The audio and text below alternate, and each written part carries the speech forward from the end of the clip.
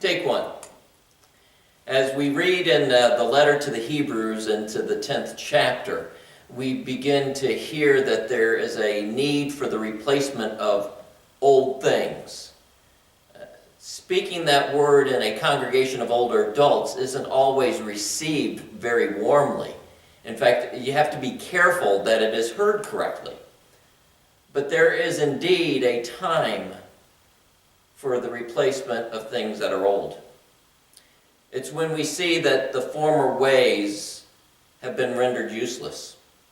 It's when some of those former things seem obsolete. In fact, you can dismiss them as irrelevant. Some people think that way about the church, especially the church in our times today, that it is useless, obsolete, and irrelevant. Well, that could be partly because the church is thought of as a system of rules and regulations. In fact, some consider the church as a department of corrections.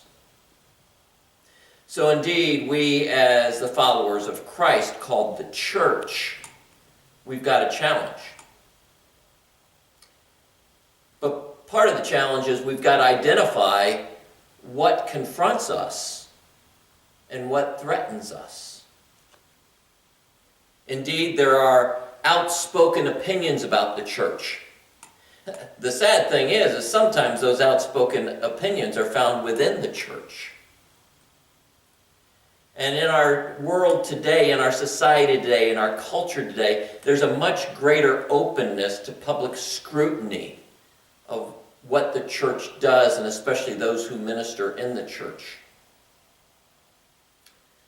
But the greatest concern for the church, for those Christ followers who are trying to carry on the mission, is a loss of meaning.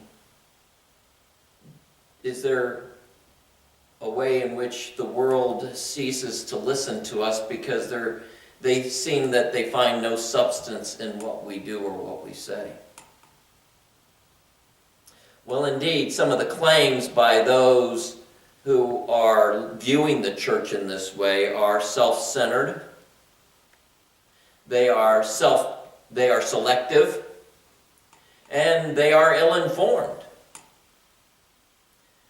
But then the church's response, you find also the difficulty is it butt heads against these claims. Because too often as the church we speak things in the present tense. However, those things that we speak no longer are practical. Some of the things that we speak or do are no longer productive. In fact, you can see that some of those things that we say and do are no longer effective. So in order to make things work, we want something to be repeated, almost as if it was a memorization process. If you just study it enough and repeat it enough and learn it enough and say it over and over and over again, then something will change. It's that old definition of insanity, to do the same thing over and over again and expecting different results. Well, there are some in this confrontation, in this conflict, in this discussion, that want something else. So the current programs or building, facility, or people aren't meeting my needs, so let me go find something else that is. And it might not even be the church, it might be outside of the church. But as long as my needs are being met and satisfied, I'm okay. Some want something in addition to. And sad to say, that's where some of the church have gone. It's God and something. So God alone isn't enough. It's got to have something in addition to.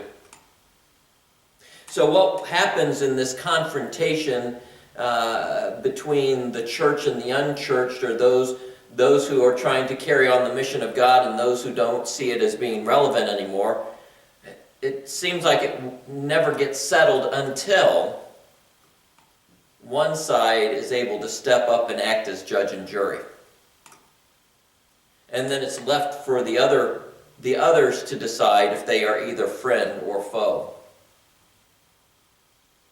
In some ways, you either have to be the one where you've got control in your hands, or you end up being the sacrifice in the hands of the one who has control.